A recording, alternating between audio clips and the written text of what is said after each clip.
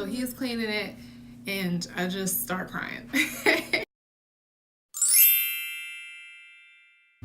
Hey, it's Brianna, your entrepreneur with no job, except I do kind of have a job. So I don't know if I'm gonna keep saying that. But anyway, I do have a dream, and this is my journey. I am at my mother-in-law's house in Illinois, and I am nursing, if you can see my child. Okay. Have you ever married a soldier, spent 4 years in the military, and then he decided he wanted to get out to live like a real adult and like have a better life, only to move out of your military housing and into a dump? Is that just happening to me? Oh, okay. Well, that's what's happening to me. My mother-in-law shopped for houses for us, and she looked at several houses, and this is the best one, and I hate it. And it's very upsetting. So this is the story. Before I start with that story, I will say, obviously, I did not shave my head. I was really, really thinking about it. But at the end of the day, like literally the end of the day, there were so many things on my mind in regards to moving that I couldn't make a decision about what would be a good move. Because I started thinking about when I had the pixie cut and how terrible that looked. But I think it looked terrible because I was 10 to 15 pounds heavier. So maybe it wouldn't look bad, but I had to stop thinking about it. And I just got my hair done like normal. But I did get it cut shorter. So hopefully that will make me happy. That was last week. And since then, I've moved from North Carolina we're in the process of moving to Missouri. But right now we're at my mother-in-law's house. And I'm not mad at her in any way. She's an awesome person. She has very high standards. I think I'm a high maintenance person, and I have self-esteem issues. So it matters. Like, there are little things that matter for me. Anyway, so this is what happened. We went and paid the first month's rent and signed the lease yesterday. I was so excited. I was like, I got 3 bedrooms. I'm gonna have an office and a YouTube studio and all this. So I get to the house, and at first sight it looked fine. But then as we start going through it, I think we looked through all the rooms and then went downstairs, and there's like the floor is all messed up, and it was not what I expected, and I couldn't get a sense of how it was laid out from the pictures. But so then once I went back through it, I was pretty upset. Now my mother-in-law was like really nervous that we wouldn't like it, so I was like, I can't let her know how much I hate it. And if anyone ever bothers to figure out why I don't go to work and watches one of these videos, it's not you, it's us. It's the fact that we don't have any money. So the problem is, that's the best we could get for the money that we have. Now, my husband doesn't have a job. He will start working, but he's also starting a master's program in June, which he will use the GI Bill for, and the GI Bill does provide housing. Like, it will pay for the housing.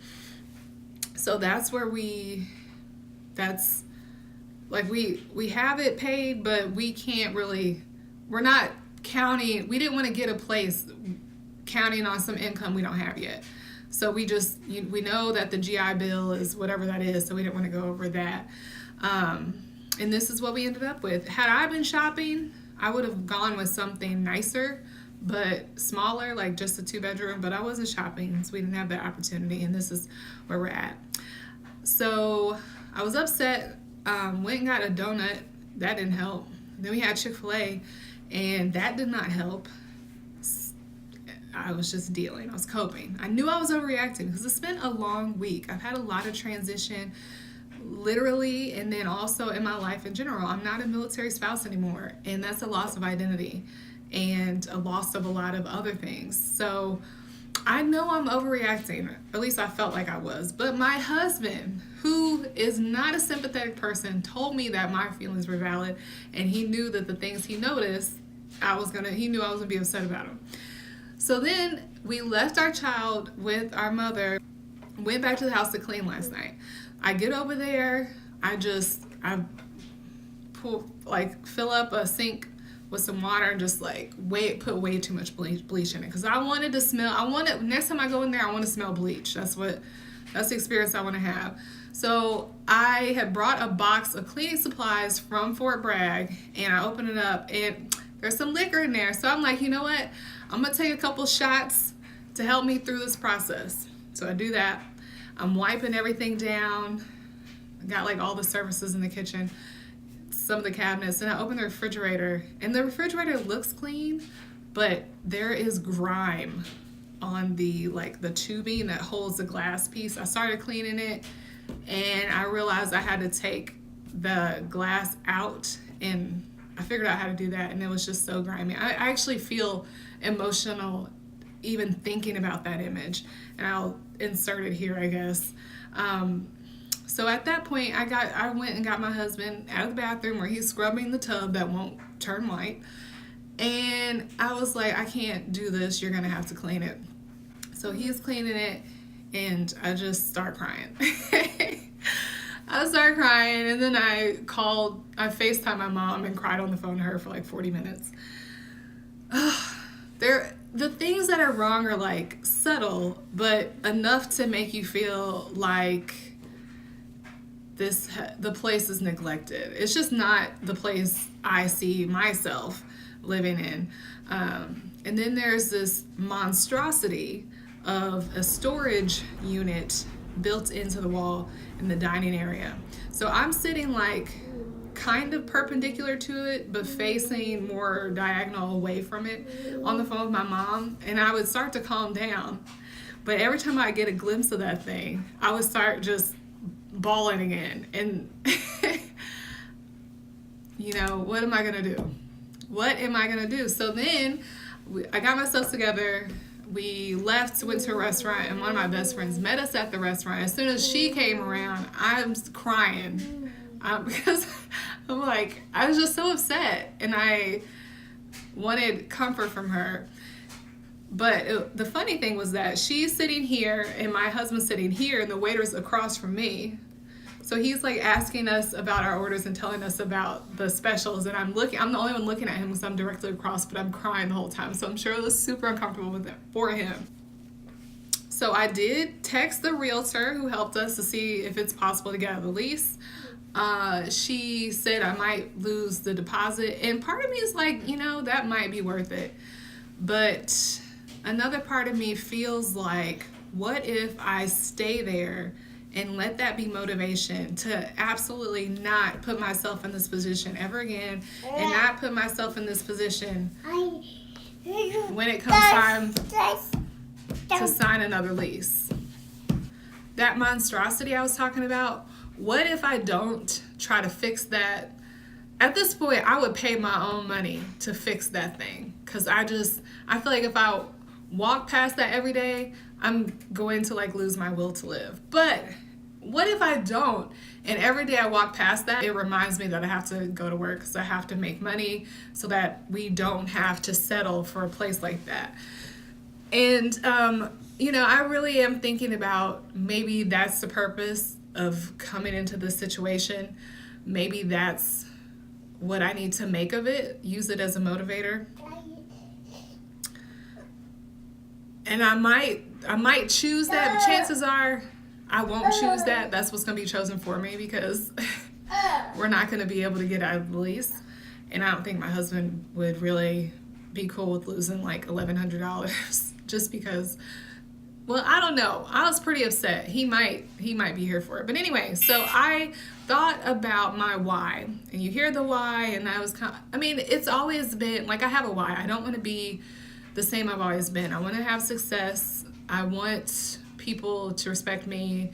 I just want to be in a better place. But I don't know that I've ever had a why more tangible than that nasty bookcase or whatever it is.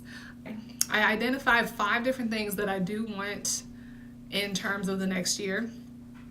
Some of them more short term and frivolous than others, but so naturally, I definitely don't ever want to have to live in a place that I don't want to live. I want to be able to, I don't want to have to, I just want to have my choice, as opposed to being like, well, you didn't get the other place and this is all you have and you don't have time. I don't want that. Number two, ideally in 3 to 6 months, I make enough money that we can break that lease and move somewhere else and hire movers. Like, that would be the dream come true of my life. So that's something that I want. Number three, I would like to go on vacation with my friend Ivy, who will be on this channel at some point because she's an entrepreneur, and go someplace with a beach and wear matching swimsuits and be skinny. That doesn't really have anything to do with business, but it kind of does, because I'll have to pay for the trip. And then number four, I want to stop having this feeling, which I have now that we're back here, of just knowing people think I'm kind of full of it when I say I'm not working, and then they're going to see we live in that dump and they're gonna be like, and she's not working. I want to have like, no, I don't go to work. This is what I do, and this is how I'm making money and taking care of problems. So that's number four. And number five overall, I want the experience of having control, kind of like how I started to feel with Mary Kay, starting to feel like, oh man, I can make this money, it's fun. I want that on a macro level. Those are my motivations for the next 100. Those are my motivations for the next 12 months. I also will add, I think the tiers are about more than just living in a place where somebody decided to paint over tile and it's scraping off and that sounds like so much work to fix. I think it's also about loss of being associated with the military and all the benefits that come with that, and leaving a community where I know I ain't ever gonna see them people again, but they meant something to me. I think it's about that too. But either way, as soon as I came home, I was trying to get back to work. My husband was using the computer to do some business stuff, like change our car insurance and all that. And I was like, you done? I gotta get to writing, like, gotta move forward toward my goals. So I guess if that's the point, then I'll take it. But somebody gotta tell me for real that that's what I need to go through to learn this lesson, because it's gonna be a rough 365 days. Thank you so much for watching. Please subscribe. And if you don't, please follow me on Instagram at Brianna Entrepreneur. I will be delivering snippets of value 3 times a week. That's my goal. I mean, I should probably do it every day, but it's baby steps, right? Right. Thanks. Have a good day.